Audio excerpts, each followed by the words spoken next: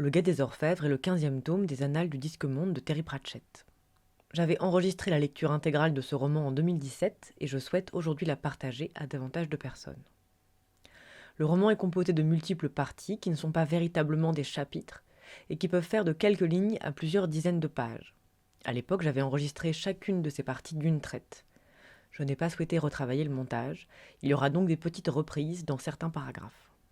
Pour indiquer le passage d'une partie à la suivante, vous pourrez entendre ce bruit de cloche. Je vous remercie d'avance pour votre bienveillance. Bonne écoute!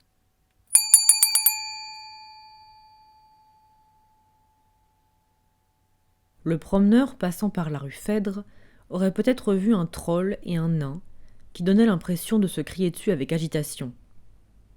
1, 2, 32 et 8 et un 1. Tu vois? Combien de briques dans ce tas? Une pause.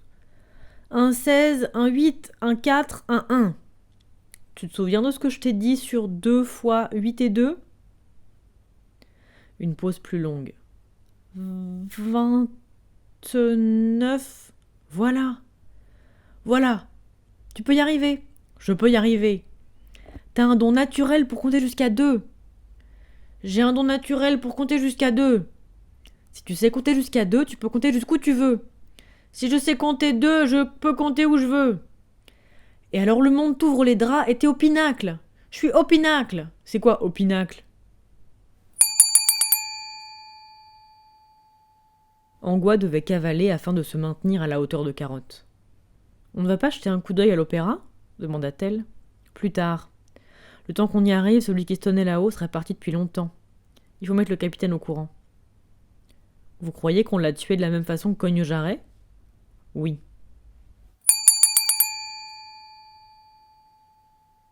Il y a 9 oiseaux. C'est vrai. Il y a un pont. Voilà. Il y a 4 bateaux. C'est ça. Il y a 1364 briques. D'accord. Il y a... Moi, je laisserai tomber maintenant. Tu vas pas te fatiguer à compter. Il y a un homme qui court. Quoi? Où ça? Le café de Cham Arga ressemblait à du plomb fondu, mais il fallait lui reconnaître un avantage.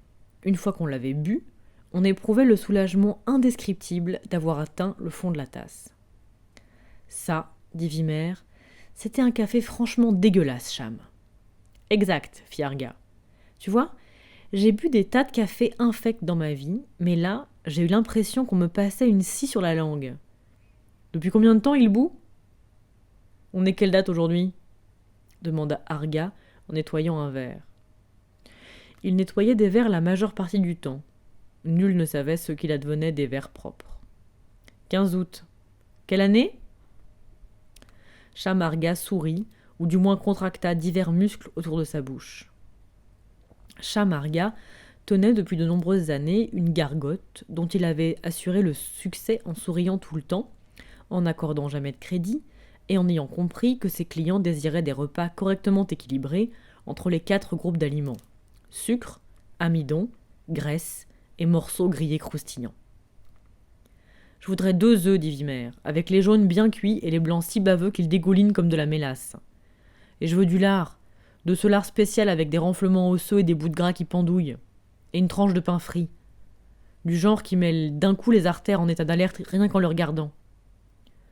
Pas facile comme commande, fit observer Arga. Tu y es arrivé hier, et sers-moi encore du café. Noir comme une nuit sans lune. Arga parut surpris. Ça ne ressemblait pas à Vimer. C'est noir comment, ça? Demanda-t-il. Oh, vachement noir à mon avis. Pas forcément. Quoi? On a davantage d'étoiles par une nuit sans lune, logique. Elle se voit mieux. Il peut faire très clair par une nuit sans lune. Vimer soupira. Une nuit sans lune par temps couvert? Proposa-t-il. Arga examina soigneusement sa cafetière. Cumulus ou Cyronimbus? Pardon, qu'est-ce que tu disais? Les lumières de la ville se reflètent sur les cumulus parce que ce sont des nuages bas, voyez ? Remarquez, il peut se produire une réverbération en haute altitude sur les cristaux de glace de Une nuit sans lune, le coupe à Vimer, d'une voix caverneuse, aussi noire que ce café. D'accord. Et un beignet. Vimer empoigna le gilet taché de Harga et l'attira vers lui, nez contre nez. Un beignet aussi beignetique qu'un beignet fait avec de la farine, de l'eau, un gros œuf, du sucre, une pincée de levure, de la cannelle pour donner du goût, et fourré à la pomme, à la confiture ou au rat, selon les préférences du pays ou de l'espèce, d'accord ? Pas aussi beignetique qu'un machin métaphorique, rien qu'un beignet, un unique beignet. Un beignet ? Oui, fallait le dire. Harga se brossa le gilet d'un revers de main, lança un regard offensé à Vimer, et regagna sa cuisine. Halte, au nom de la loi ! Quoi c'est le nom de la loi, dit ? Comment je sais, moi ? Pourquoi nous poursuivons ? Parce qu'il s'enfuit. Bourriquot n'était garde que depuis quelques jours, mais il avait déjà compris un point fondamental. Il est presque impossible pour quiconque de mettre les pieds dans la rue sans violer la loi.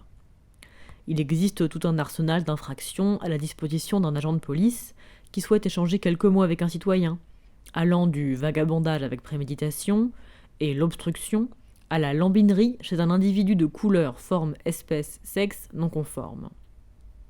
Il lui vint une seconde à l'esprit qu'un passant qui n'aurait pas pris ses jambes à son cou à la vue de détritus fonçant derrière lui à toute la vitesse de ses phalanges se serait sans doute rendu coupable de violation de la loi Bougre de Crétin de 1581. Mais il était trop tard pour revenir là-dessus. Un individu fuyait et il le poursuivait. Il le poursuivait parce qu'il fuyait et il fuyait parce qu'il le poursuivait.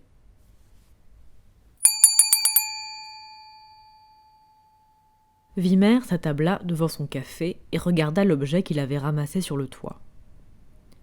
Ça ressemblait à une flûte de Pan, modèle court, sur laquelle Pan n'aurait eu droit qu'à 6 notes, toutes les mêmes. Les tubes d'acier étaient soudés. Une bande de métal crénelé bordait un bord, comme une roue dentée qu'on aurait déroulée, et l'ensemble empestait le feu d'artifice. Il le posa prudemment à côté de son assiette. Il lut le rapport du sergent Colomb. Fred Colomb avait passé un certain temps à le rédiger, sans doute avec un dictionnaire. Il disait « Rapport du sergent F. Colomb. Vers 10h du matin aujourd'hui, le 15 août, je me suis rendu en compagnie du caporal C.W.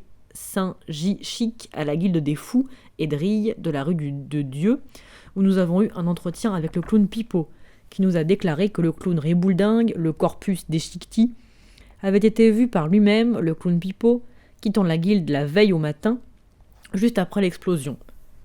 Entre parenthèses, ça tient pas debout d'après moi, rapport que le macabre était mort depuis au moins 2 jours, le caporal C.W. Saint-J. Chic est d'accord là-dessus, donc on nous bourre le mou, faut jamais se fier à un gugus qui gagne sa vie en tombant sur le cul. Là-dessus, le docteur Leblanc est venu nous trouver et a bien failli nous flanquer dehors mon cul militari. À ce qui nous semble, c'est-à-dire au caporal Chic et à moi, les fous ont peur que ce soit un coup des assassins, mais on sait pas pourquoi. Et le clown Pipeau a insisté pour qu'on cherche le nez de Ribouldingue, mais il en avait un quand on l'a vu, alors on a demandé au clown Pipeau s'il causait d'un faux nez, mais il a répondu que non, un vrai, qu'il allait se faire foutre. Après ça, on est rentré au guet. Vimer finit par comprendre le sens de « mon cul militari ». L'histoire du nez ressemblait à une énigme cachée sous une autre énigme, ou du moins derrière l'écriture du sergent Colomb, ce qui revenait en gros au même. Pourquoi lui avait-on demandé de retrouver un nez qui n'était pas perdu ? Il passa au rapport de Bourriquot, écrit d'une main davantage habituée aux runes, et aux sagas. « Capitaine Vimer, oyez la chronique de moi, l'agent Bourriquot. De bon matin et le cœur léger, nous nous rendîmes à la guilde des alchimistes, où se déroulèrent des événements que je vais à présent entonner, parmi lesquels des billes explosantes. Quant à la quête qui motiva notre expédition, nous apprîmes que le 6 juin un bout de papier, 6 juin, est de la main de Léonard de Quirm qui disparut dans des circonstances mystérieuses. Il s'agit de la recette d'une poudre dénommée poudre numéro 1, utilisée dans les feux d'artifice. Monsieur Goldouin l'alchimiste affirme que tous les alchimistes la connaissent. Dans la marge du papier apparaît aussi un dessin du Fouzi, car j'ai interrogé mon cousin Tirpeau sur Léonard. Vu qu'il vendait ses peintures, alors il a reconnu l'écriture et dit que Léonard écrivait toujours à l'envers parce que c'était un génie. J'ai recopié la même chose 6 juin. Wimmer étala les papiers et posa la pièce métallique dessus. Puis il mit la main à sa poche et sortit 2 billes de métal. Un bâton, avait dit la gargouille. Wimmer examina le dessin. Il évoquait, comme l'avait noté Bourricot, la crosse et le fût d'une arbalète surmontée d'un tube. Quelques croquis de systèmes mécaniques étranges s'alignaient à côté, ainsi que 2 des petits objets à 6 tuyaux. L'ensemble ressemblait à du griffonnage. Quelqu'un, peut-être le Léonard en question, avait lu un livre sur les feux d'artifice et gribouillait distraitement dans les marges. Les feux d'artifice. Quoi, les feux d'artifice ? Ce n'était pas une arme, les feux d'artifice. Les pétards explosaient. Les fusées montaient en l'air, plus ou moins, mais tout ce qu'elles touchaient à coup sûr, c'était le ciel. Cogne-Jarret était réputé pour son habileté en mécanique. Ce n'était pas un attribut typiquement nain. On le croyait, mais à tort. Les nains jouissaient effectivement d'un talent avec le métal. Ils réalisaient des épées et des bijoux de grande qualité, mais leur technique laissait à désirer en matière de roues dentées et de ressorts. Cogne-Jarret sortait de l'ordinaire. Bon, admettons qu'il existe une arme. Admettons qu'elle soit différente, étrange, terrifiante. Non, impossible. Soit on en verrait à tous les coins de rue, soit on la détruirait. Elle ne finirait pas dans le musée des assassins. Qu'est-ce qu'on dépose dans les musées ? Des articles qui n'ont pas marché, ou qu'on a perdus, ou dont on devrait se souvenir. Alors à quoi rime d'exposer nos feux d'artifice ? Une ribambelle de verrous bardait la porte, donc pas un musée, on entre facilement alors. Peut-être faut-il être un assassin de haut rang, puis un jour un des chefs de la guilde vous y emmène par une nuit noire comme un tombeau, haha, et dit... À cet instant, pour une raison inconnue, le visage du patricien surgit dans son esprit. Une fois de plus, Wimmer sentit un détail le titiller, un détail capital. « Où l'est passé ? Où l'est passé ?» Un dédale de ruelles donnait accès à des enfilades de portes. Bourricot s'appuya contre un mur et s'efforça de reprendre son souffle. « Passez là !» cria Détritus. « Dans le chemin de la baleine !» Il se lança pesamment à sa poursuite. Wimmer reposa sa tasse de café. L'inconnu, qui lui avait expédié ses billes de plomb, s'était montré d'une précision étonnante à une distance de plusieurs centaines de mètres, et il avait tiré 6 fois en moins de temps que le plus rapide des archers. Wimmer saisit le jeu de tuyaux. 6 petits tubes, 6 coups, et on pouvait s'en emplir les poches de ces bidules. On tirait plus vite, plus loin, plus précisément qu'avec n'importe quelle arme. Bon. Un nouveau type d'arme. Beaucoup plus rapide qu'un arc, qui ne devait pas plaire aux assassins. Pas du tout. Déjà qu'ils n'aimaient pas l'arc, les assassins préféraient tuer de près. Ils avaient donc gardé le fusil en lieu sûr, sous clé. Les dieux seuls savaient comment il s'était procuré. Et peu d'assassins de haut rang devaient connaître son existence. Ils s'étaient transmis le secret. Prenez garde à ce genre d'engin.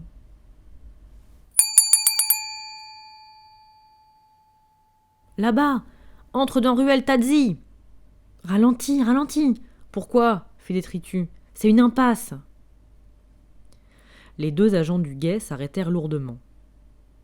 Bourricot se savait le cerveau effectif de l'équipe, même si Détritus, la figure rayonnante de fierté, s'amusait pour l'instant à compter les pierres du mur à côté de lui. Pourquoi avait-il poursuivi un type à travers la moitié de la ville ? Parce qu'il avait pris la fuite.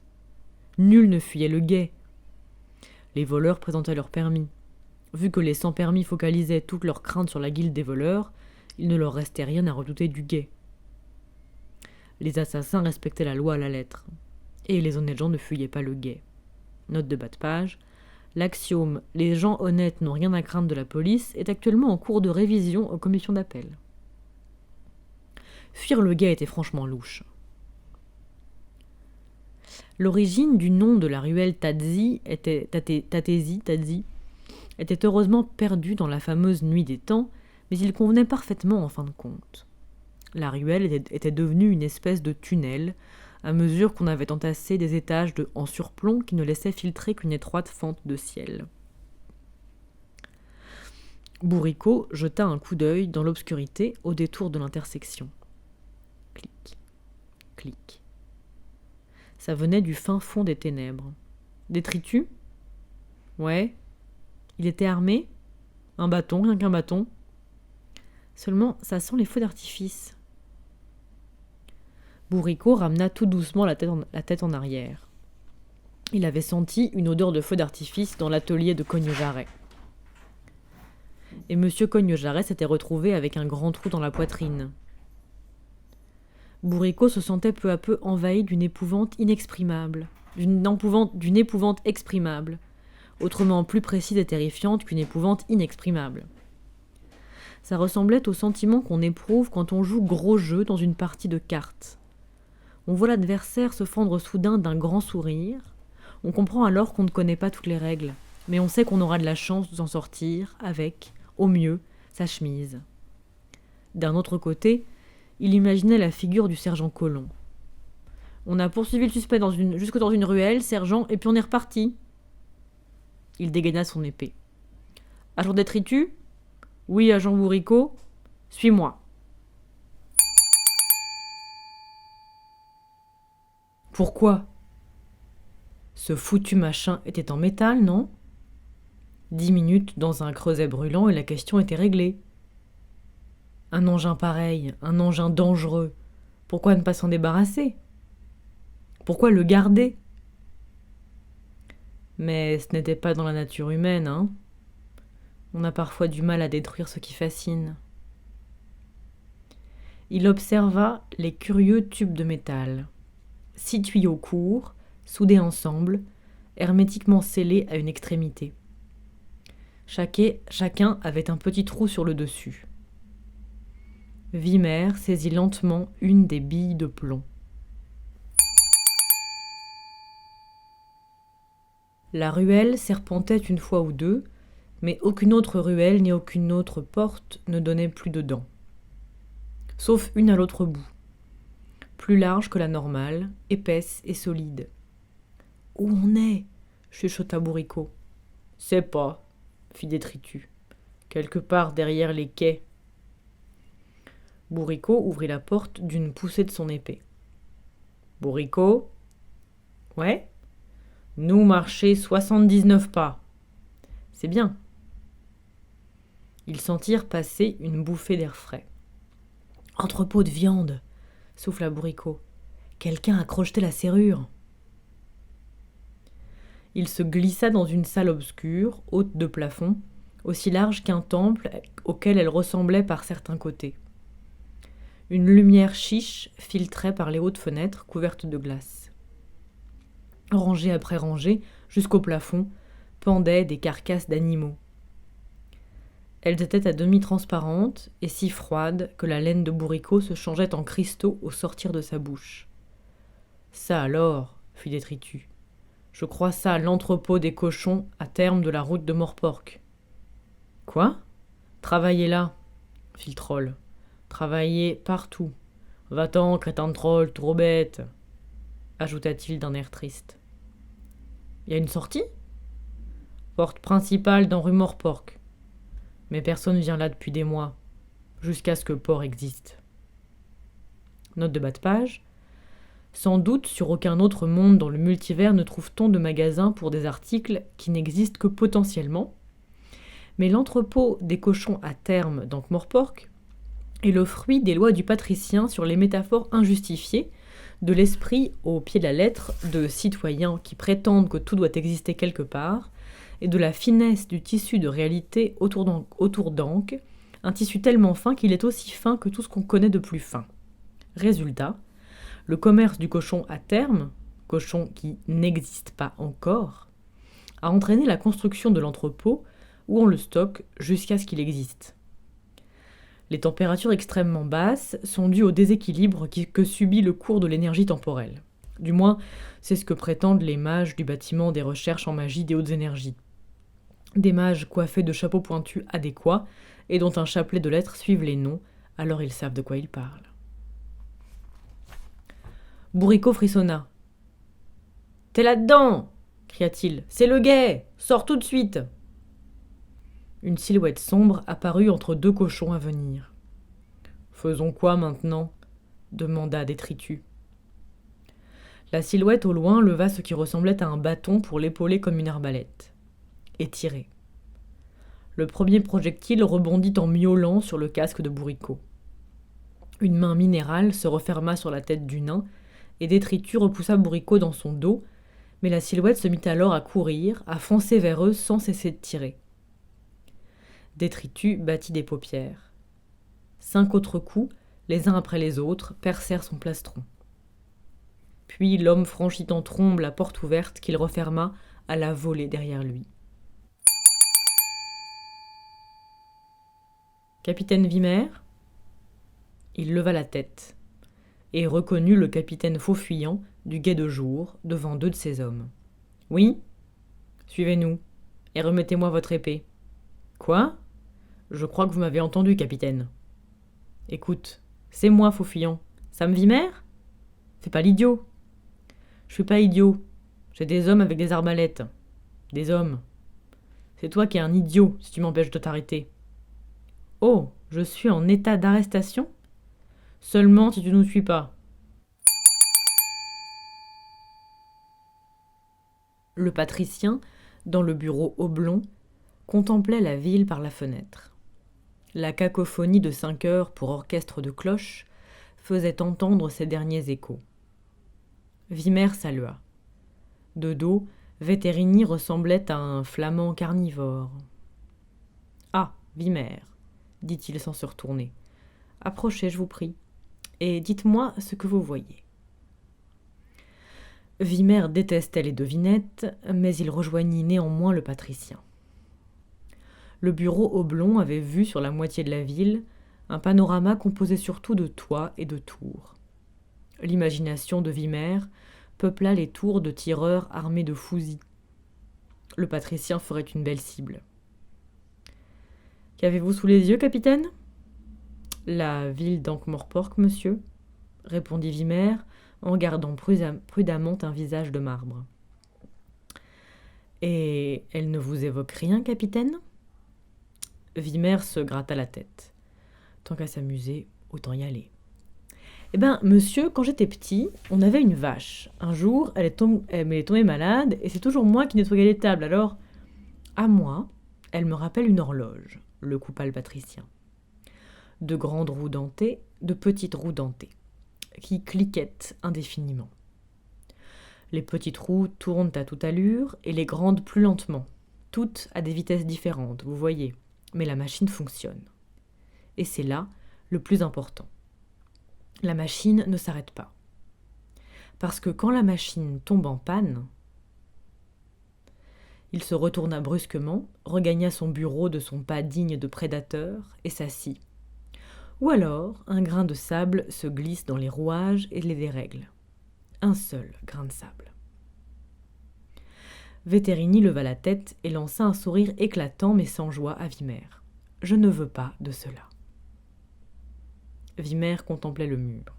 « Je crois vous avoir demandé d'oublier certains événements récents, capitaine. »« Monsieur. »« On dirait pourtant que le guet s'est glissé dans les rouages. »« Monsieur. »« Que vais-je faire de vous ? » ?»« Aucune idée, monsieur. »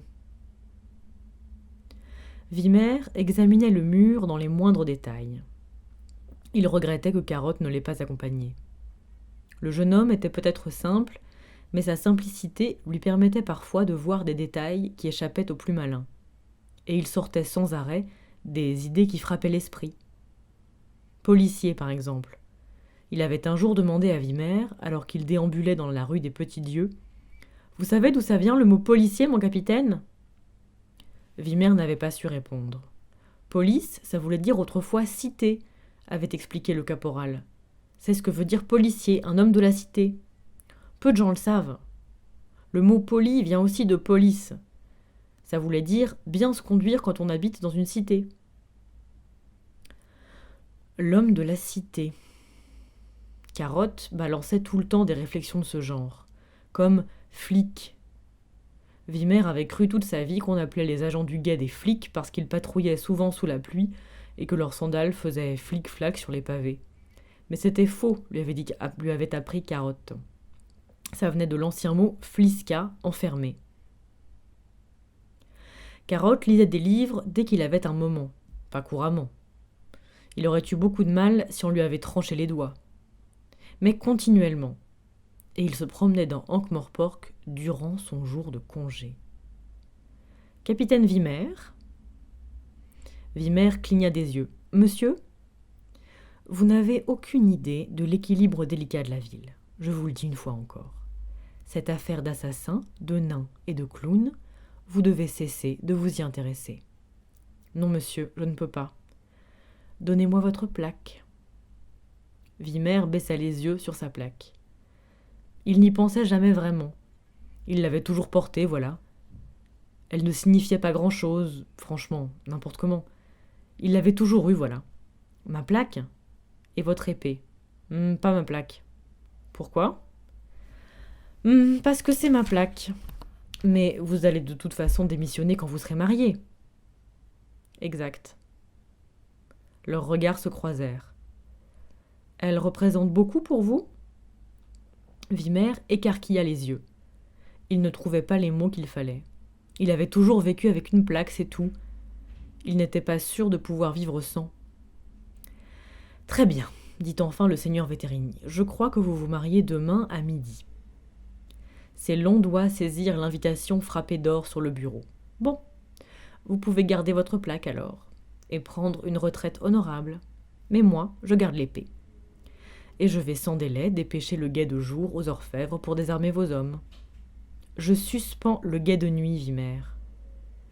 En temps utile, je nommerai peut-être un autre responsable à votre poste, quand je trouverai le temps. En attendant, vos hommes et vous pouvez vous considérer en congé. Le guet de jour, une bande de... Je vous demande pardon. Oui, monsieur. Mais une seule infraction, et la plaque me revient. Souvenez-vous.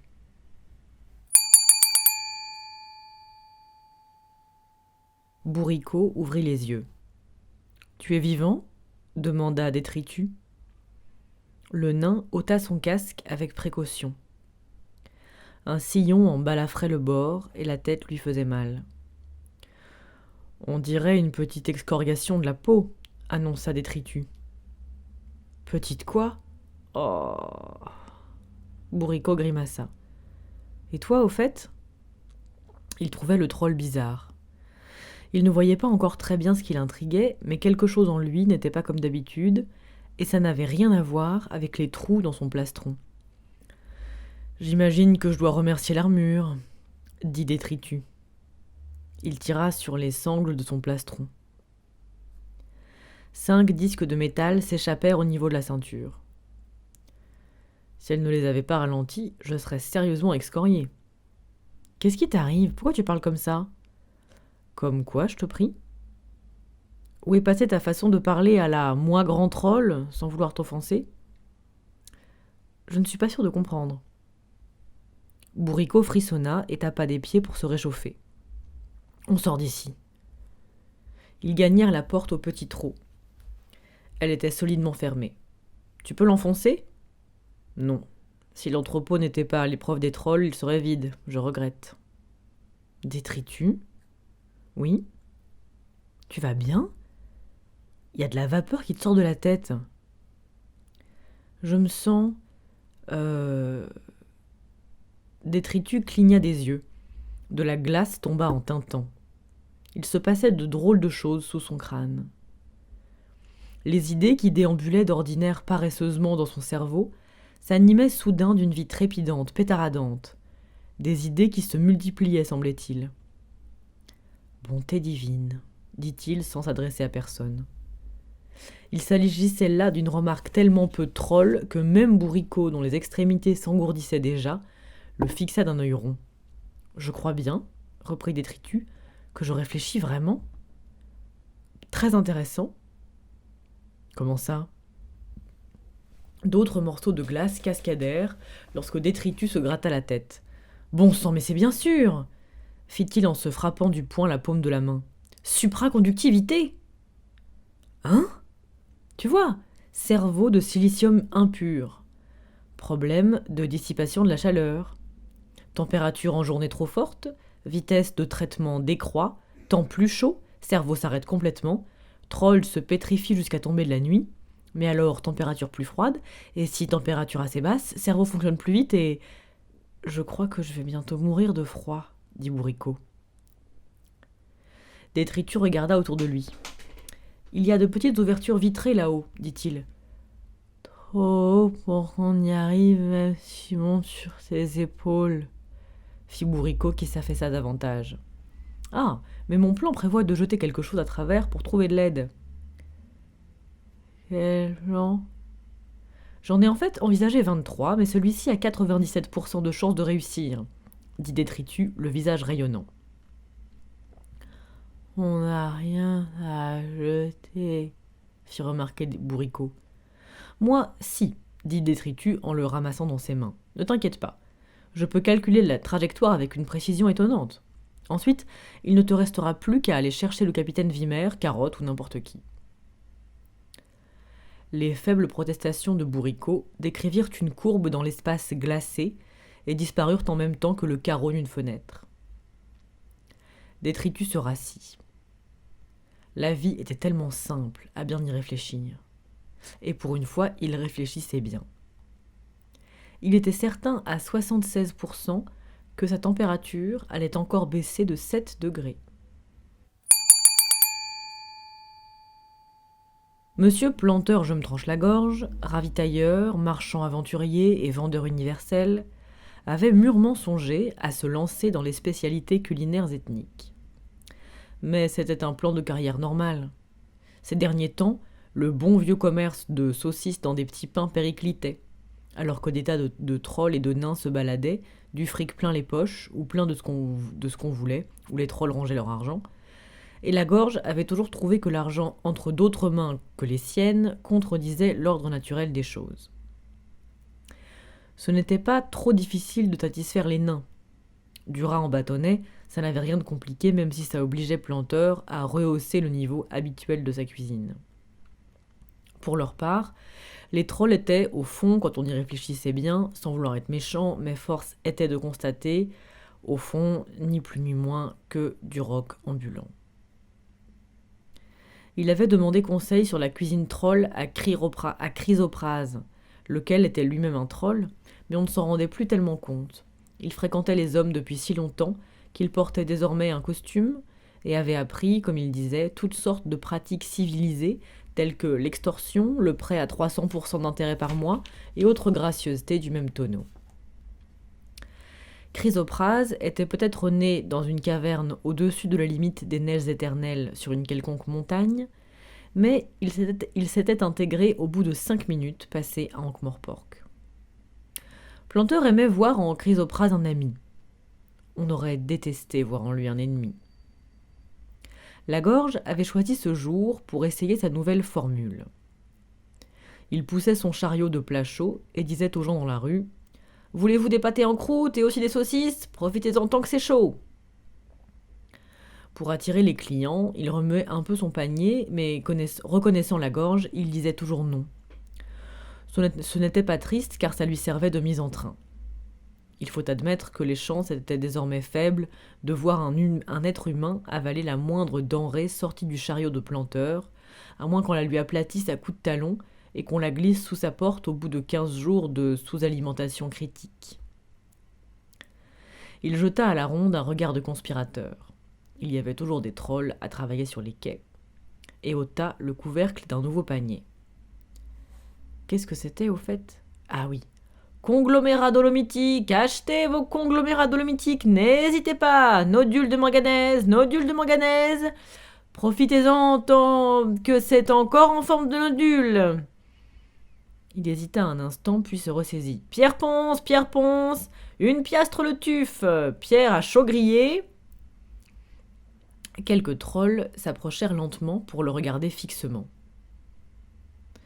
Vous, monsieur, vous m'avez l'air d'avoir faim, dit Planteur en adressant un grand sourire au troll le plus petit. Pourquoi vous n'essayeriez pas notre schiste argileux sur un petit pain? Miam miam, goûtez-moi ce dépôt alluvionnaire, vous voyez ce que je veux dire? Planteur JMTLG avait beaucoup de défauts, mais les préjugés d'espèce ne figuraient pas dans la liste. Il aimait quiconque avait de l'argent, sans se soucier de la couleur ni de la forme de la main qui le tendait. Car Planteur croyait en un monde où les êtres dotés de raison pourraient marcher la tête haute, respirer sans contrainte, mener une existence libre et heureuse et porter leurs pas vers une nouvelle aurore radieuse. Si on arrivait à les persuader d'avaler en même temps un plat chaud du chariot de Planteur, c'était autant de gagné. Le troll examina le panier d'un œil méfiant et souleva un petit pain. « Oula, Burk, dit-il, plein d'ammonites dedans, Burk !»« Pardon ?» fit Planteur. « Schiste, là !» fit le troll, « pas frais. »« Mais si, tout frais, taillé comme à la maison !»« Ouais, et y a saleté de quartz dans le granit, là !» renchérit un autre troll en dominant la gorge de toute sa hauteur. « Bouchez les artères, quartz !» Il reposa violemment le caillou dans le panier. Les trolls s'en repartirent tranquillement, en jetant régulièrement en arrière un regard méfiant à Planteur. « Pas frais? Pas frais. Comment ça pourrait être pas frais? C'est du caillou !» cria le marchand dans leur dos. Il haussa les épaules. Bon, tant pis. Le propre d'un bon commerçant, c'était de savoir faire la part du feu. Il referma le couvercle du panier et en ouvrit un autre. « Repas bio, les beaux mon rat, rat en bâtonnet, rat dans un petit pain, profitez-en tant que c'est mort, achetez !» Il entendit un fracas de verre brisé au-dessus de lui, et l'agent bourricot atterrit la tête la première dans son panier. « Pas la peine de se presser, il y en aura pour tout le monde, fit Planteur. « Sortez-moi de là, dit Bourricot, d'une voix assourdie, ou alors passez-moi la sauce tomate. » Planteur tira sur les bottes du nain. Elles étaient couvertes de glace. « Vous débarquez de votre montagne, hein? Où est le type qui a la clé de cet entrepôt? Si notre rat vous a plu, alors essayez donc notre assortiment choisi de... » La hache de Bourricot lui apparut comme par magie dans la main. « Vous voulez que je vous taille les genoux ?» lança-t-il. « Guérard Tramponneau de la guilde débouchée, c'est lui qu'il faut voir. »« Bon. Maintenant, enlevez cette hache, s'il vous plaît. » Les bottes de Bourricot dérapèrent sur les pavés lorsqu'il détala à toutes jambes. Planteur contempla les restes brisés de son chariot. Ses lèvres remuaient tandis qu'il calculait. « Dites donc !» s'écria-t-il. « Vous me devez... vous me devez 3 rats !» Le seigneur Vétérini s'était senti vaguement honteux en regardant la porte se refermer derrière le capitaine Vimer. Il ne voyait pas pourquoi. Évidemment, il l'avait traité durement, mais c'était la seule solution. Il prit une clé dans un meuble près de son bureau et se dirigea vers le mur. Ses mains touchèrent sur le plâtre une tache qui ne différait apparemment pas d'une dizaine d'autres, mais qui fit pivoter un pan de mur sur des gonds bien huilés. Nul ne connaissait tous les passages et tunnels que dissimulaient les parois du palais. On prétendait que certains s'étendaient beaucoup plus loin que son enceinte, et on ne comptait plus les vieilles caves sous la ville. Un homme armé d'une pioche et du sens de l'orientation pouvait se rendre où bon lui semblait, rien qu'en abattant des murs tombés dans l'oubli. Il descendit plusieurs volets de marches étroites et suivit un couloir jusqu'à une porte qu'il déverrouilla. Elle aussi s'ouvrit sur des gonds parfaitement huilés. Il ne s'agissait pas exactement d'un cachot. La salle dans laquelle il entra était bien aérée et plusieurs grandes fenêtres placées en hauteur l'éclairaient. Il y flottait une odeur de copeaux de bois et de colle. « Attention !» Le patricien se baissa vivement. Un objet en forme de chauve-souris lui passa au-dessus de la tête en cliquetant et ronronnant, tourna en rond par à-coups au milieu de la salle, puis éclata en une dizaine de pièces prises de soubresauts. « Oh là là !» fit une voix douce. « J'ai encore du pain sur la planche à dessin. Bonjour, monseigneur. »« Bonjour, Léonard, » dit le patricien. « Qu'est-ce que c'était ?»« Ce que j'appelle un appareil volant à ailes battantes, » répondit Leonardo d'Aquirme en descendant de son escabeau de lancement. « Il fonctionne grâce à des bandes de gutta percha tortillées fortement ensemble. Mais pas encore assez, j'en ai peur. Léonard de Quirm n'était pas si vieux à vrai dire. Il appartenait à cette sorte d'individus qui prennent déjà une allure vénérable vers 30 ans et gardent souvent la même jusqu'à 90. Il n'était pas non plus franchement chauve. Sa tête avait tout bonnement poussé à travers ses cheveux, se dressant tel un formidable dôme rocheux surplombant une forêt épaisse. Il pleut en permanence des inspirations dans l'univers. Leur destination, comme si elles y attachaient de l'importance, est le bon cerveau qui se trouve à la bonne place au bon moment. Elle frappe le bon neurone, il se produit une réaction en chaîne, et quelque temps plus tard, on voit un type cligner des yeux bêtement sous les projecteurs de la télé et se demander comment a bien pu lui venir l'idée du pain pré-tranché. Léonard de Quirm connaissait ça, les inspirations. Une de ses premières inventions était un bonnet de nuit métallique mis à la terre, qu'il portait dans l'espoir que ses saletés d'idées cesseraient de creuser des sillons brûlants dans son imagination torturée. Ça marchait rarement. Il endurait la honte de trouver à son réveil les draps pollués de croquis nocturnes représentant des engins de siège inconnus et des appareils originaux pour peler les pommes. Les Daquirm étaient fortunés, et le jeune Leonardo avait fréquenté un grand nombre d'écoles où il avait absorbé un fatras de connaissances malgré sa manie de regarder par la fenêtre et de dessiner le vol des oiseaux. Leonardo faisait partie de ces malheureux voués à être fascinés par le monde, par sa substance, sa forme, son mouvement. Lui-même fascinait le seigneur Veterini, raison pour laquelle il était encore en vie. Certaines choses sont si parfaites dans leur genre qu'on a du mal à les détruire. Un spécimen unique, ça sort toujours de l'ordinaire. C'était un prisonnier modèle. Il suffisait qu'on lui donne assez de bois, de fil de fer, de peinture et surtout de papier et de crayon, et il se tenait tranquille. Le patricien déplaça une pile de dessins et s'assit. « Bien ça, dit-il. Qu'est-ce que c'est ?»« Mes dessins humoristiques, répondit Léonard. Excellent, celui-ci, le petit garçon avec son cerf-volant coincé dans un arbre, fit le seigneur Veterini. Merci. Puis-je vous préparer du thé ? Je ne vois pas grand monde ces temps-ci, j'en ai peur, en dehors de l'employé qui graisse les gonds. Je suis venu. Le patricien s'arrêta et tapa du doigt un dessin. Il y a un bout de papier jaune collé à celui-ci, dit-il d'un ton soupçonneux. Il tira dessus. Le papier se détacha du dessin avec un petit bruit de succion et se colla à ses doigts. On y lisait, de l'écriture inversée en patte de mouche de Léonard, « Recram ed rial a Igiulec eton ». « Oh, je suis assez contente de cette idée-là, dit Léonard. Je l'appelle mon bout de papier pratique pour griffonner des notes qu'on peut décoller quand on veut. » Le patricien joua un moment avec. « De quoi est faite la colle ? » « De limaces bouillies. » Le patricien arracha le papier qui lui collait à une main. Le papier se recolla sur l'autre. « Vous êtes venu me voir pour ça ?» demanda Léonard. « Non. Je suis venu, fit le seigneur Veterini, vous parler du fousi. Oh là là, vraiment je regrette. J'ai peur qu'il se soit échappé. Bonté divine, vous m'aviez dit vous en êtes débarrassé, je croyais. Je l'ai remis aux assassins pour qu'ils le détruisent. Après tout, ils sont fiers de la qualité artistique de leur travail. Ils seraient horrifiés à l'idée que quelqu'un puisse détenir une puissance pareille.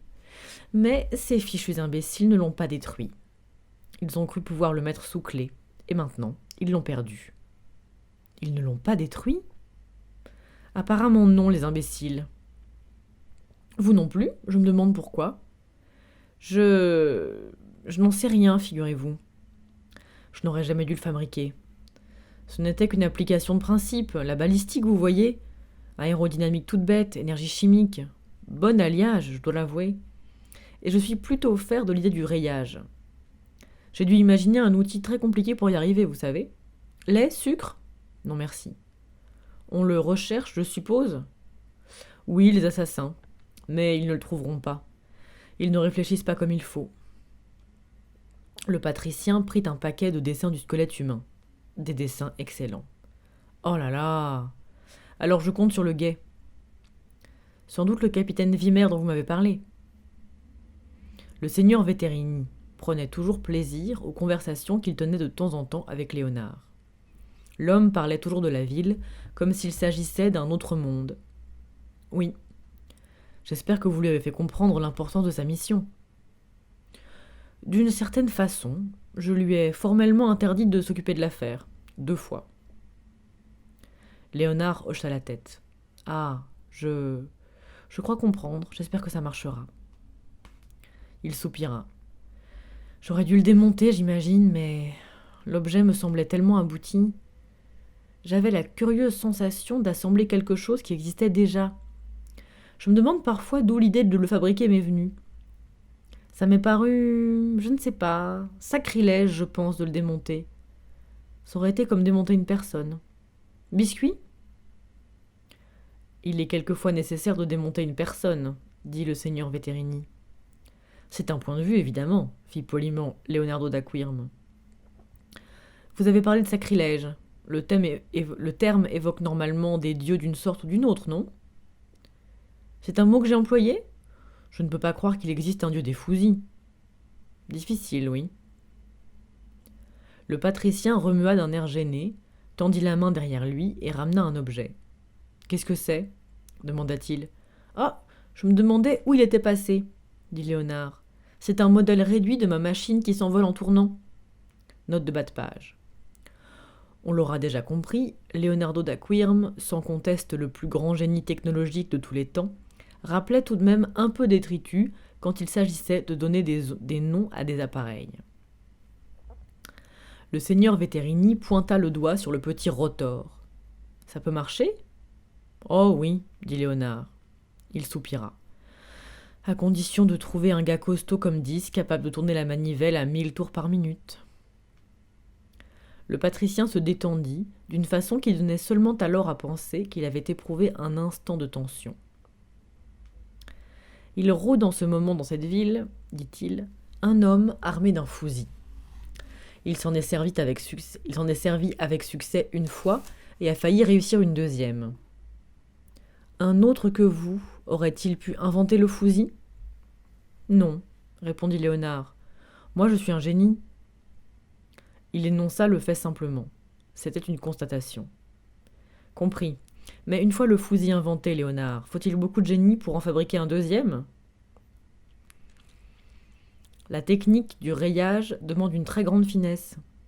Il faut aussi soigneusement équilibrer le mécanisme d'armement qui fait glisser l'assemblage des balles, et le bout du canon doit évidemment être très... Léonard vit l'expression du patricien et haussa les épaules. Faut beaucoup d'habileté, dit-il. Cette ville regorge d'hommes habiles, fit le patricien, et de nains. D'hommes habiles et de nains qui bricolent. Je regrette beaucoup. Ils ne réfléchissent jamais. C'est vrai. Le seigneur Veterini se renversa en arrière et contempla la lucarne. Ils font des âneries comme ouvrir le bistrot de poissons à emporter des trois bons vœux à l'emplacement de l'ancien temple de la rue d'Agon, la nuit du solstice d'hiver, et qui plus est la pleine lune. Les gens sont ainsi, j'en ai peur. Je n'ai jamais su ce qui est arrivé à monsieur Hong. Le pauvre. Et puis il y a les mages, ça bricole et ça bricole.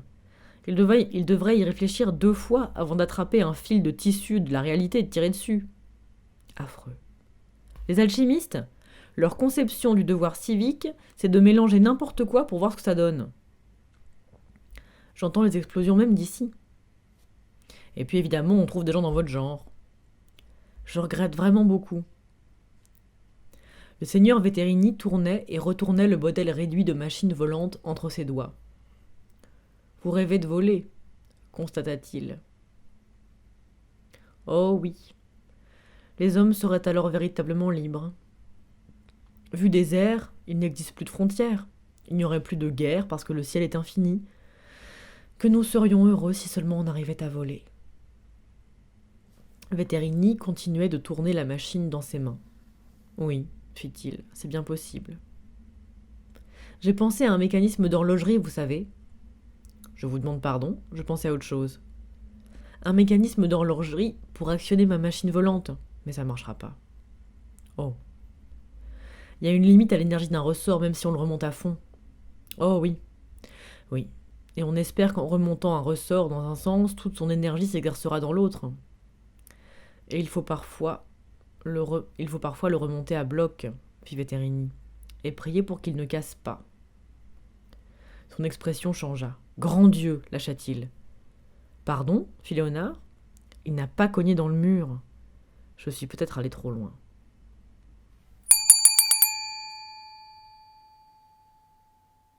De la vapeur s'échappait de détritus assis par terre. Il avait maintenant faim. Non pas de spécialité culinaire troll, mais de sujet de réflexion. À mesure que descendait la température, l'efficacité de son cerveau grandissait. Il lui fallait s'occuper. Il calcula le nombre de briques du mur, d'abord par 2, puis par 10 et enfin par 16. Les chiffres terrorisés s'alignaient et défilaient dans sa tête avec soumission. Il découvrit la multiplication et la division. L'invention de l'algèbre apporta une distraction intéressante pendant 1 minute ou 2. Puis il sentit le nuage des chiffres s'éloigner. Il leva alors les yeux et vit au loin les montagnes étincelantes du calcul. Les trolls se développaient dans des régions en altitude, rocheuses et surtout froides. Leur cerveau de silicium avait l'habitude de fonctionner à basse température. Mais dans les plaines humides, l'accumulation de chaleur les ralentissait et les émoussait.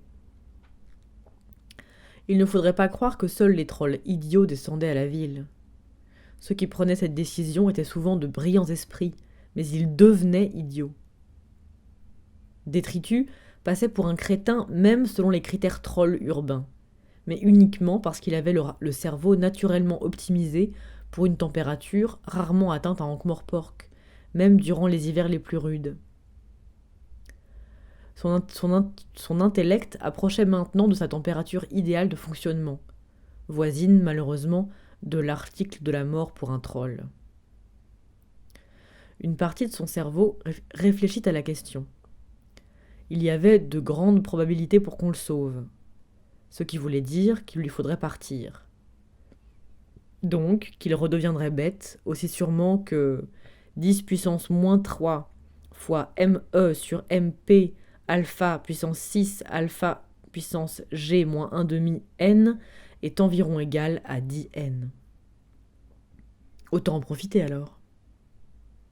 Il se replongea dans l'univers de nombres si complexes qu'il n'avait d'autre sens que sur un plan transitoire, et continua de mourir de froid. Planteur arriva à la guilde des bouchers peu de temps après Bourricot. On avait ouvert les grandes portes rouges d'un coup de pied, et un petit boucher, assis juste derrière, se massait le nez. « Par où il est passé ?»« Par là. » Et dans la grande salle de la guilde, le maître boucher Gerhard Ramponneau décrivait des cercles en titubant. Pour la bonne raison que les bottes de Bourricot s'appuyaient sur sa poitrine. Le nain s'accrochait au gilet du malheureux comme un plaisancier tirant un bord par gros temps et lui agitait sa hache sous les narines. « Vous me la donnez tout de suite ou je vous fais bouffer votre nez !»